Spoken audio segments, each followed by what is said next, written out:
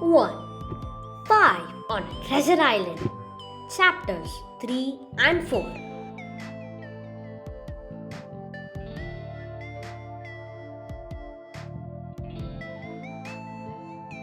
Hey guys, welcome back to my channel Advaith's Pod.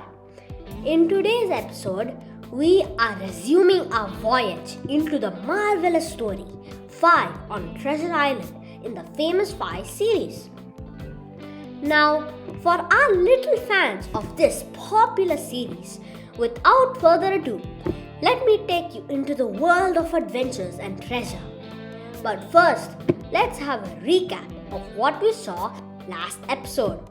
Previously, we saw that Julian, Dick, and Anne had to go to Kirin Bay for their holidays as their parents had to go to Scotland.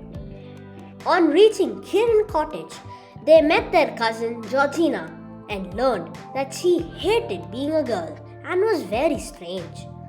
When going to the beach, they spotted a weird island called Kirin Island, and George said that the island belonged to her. So, now that we have completed our recap, let's start with Chapter 3. Chapter 3. A peculiar story and a new friend. The three stared at George in the greatest surprise. George started describing the island just to start an interest. She said that they were the tamest rabbits ever, big cormorants, which are a type of bird, and all kinds of gulls. Julian asked George how Kirin Island belonged to her. She replied that years ago, they owned all of the land surrounding Kirin Cottage. But then they became poor, which is why they had to sell most of the land. They couldn't sell Kirin Island, however, because everybody thought it was worthless, especially because the castle was in ruins. So they would make no money at all in selling it. Now, the only things they owned was Kirin Cottage, Kirin Island, and a little farm not far away, Kirin Farm. Aunt Fanny said that George could have the island at that time because she didn't want it anymore. So now, George basically owned the island and wouldn't allow anyone to go there without her permission. The three listening children were in utmost amazement, and they inquired whether they could go to the island. George said that they could because she was pleased at the interest she had caused. The water's tide had calmed down a bit, and it looked like as if they could just swim to the island. George said that it wasn't possible, and the only way to get there was by boat. George continued talking about the island, also mentioning about an old wreck.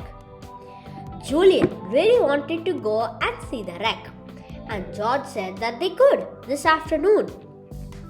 She said that the wreck belonged to one of her great-great-great-great-grandfather or someone like that, but it really belonged to her now. She mentioned about gold being in the wreck too, and finally spoke up, asking what happened to the gold. George replied that nobody knew. Dick asked George if she wanted to bathe in the water.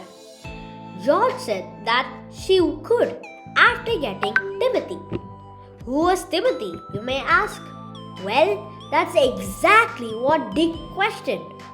But in a flash, George was out of hearing range, and so she didn't hear Dick's question. When she came back, a dog was with her. She said that the dog was Timothy, and she couldn't keep her in her house as Aunt Fanny and Uncle Quentin didn't like him. Timothy was a big mongrel with an absurdly long tail and a big hairy mouth that really seemed to grin. His head was too big and his ears too pricked. He was such a clumsy, happy, mad, laughable, and lovable creature, the children thought. George said that she found Tim a year ago on the moors when he was just a pup. She also said that they were all nice to her, so it was confirmed that they would go to see the wreck this afternoon and possibly the island. Chapter 4. An exciting afternoon. Everyone took a bathe in the ocean after hearing the great news. Julian and Dick found out that George was a much better swimmer than they were. They returned to the house and Aunt Fanny asked what they were going to do this afternoon. When they told Aunt Fanny what they were going to do, Aunt Fanny was most surprised.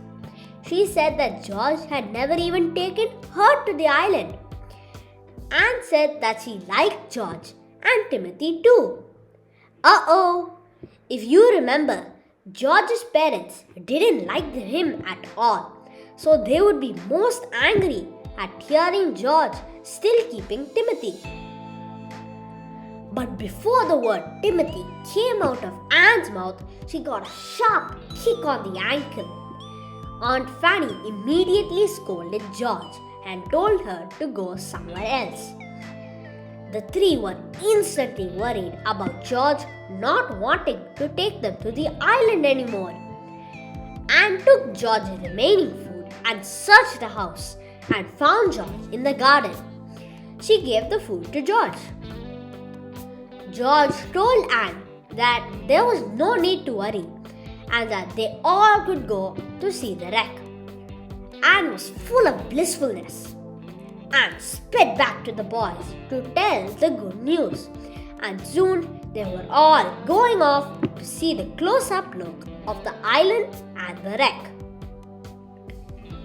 Eventually, they got over the wreck and peered down into the clear water. They could see the wreck quite well.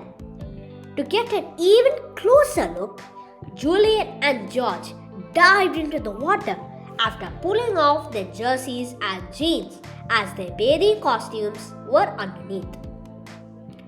The four soon realized that it was almost tea time, so they had to rush back to Kiran Cottage to make it in time.